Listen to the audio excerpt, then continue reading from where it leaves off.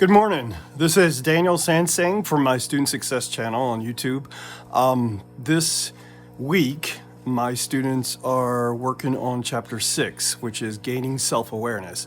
And I wanted to share a couple of tools with you that can be helpful in terms of gaining your own self-awareness. It's something that we probably work on our whole lives. It's something nobody has really mastered perfectly. It's something that you can continue to improve at throughout your entire life. So a couple of tools that I want to share with you today. One is called kihap, and it's one of the very first things I learned when I was a beginning martial arts student when I was 16. Dr. Lee, my instructor, who was a master of judo, taekwondo, and hapkido, taught me, very first lesson I ever had, he said, power comes from here, and he pointed to his belly.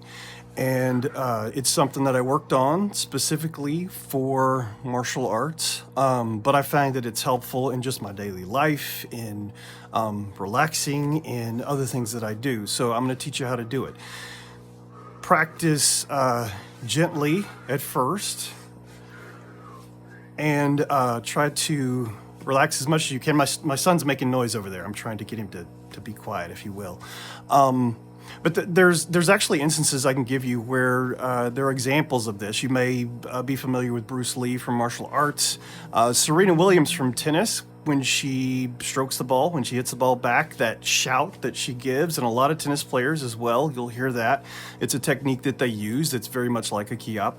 And roughly kihap translates as spirit, energy, focus, yell, but that's a little oversimplification. It's hard when you're translating from languages, and I don't want to oversimplify some really complex ideas from Sun Buddhism from Korea.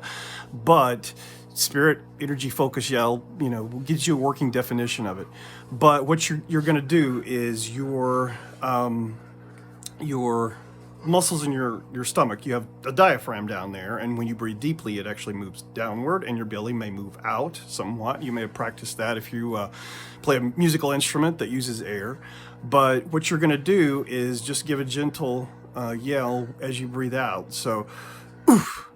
Kind of a vowel sound. A lot of vowel sounds are used for kihap, whether it's e or u or ah, whatever it is, kia, right? You've probably heard that from Japanese. But it's the movement of your diaphragm that matters. So just give a gentle oof as you breathe out. And you could do, let's say 5.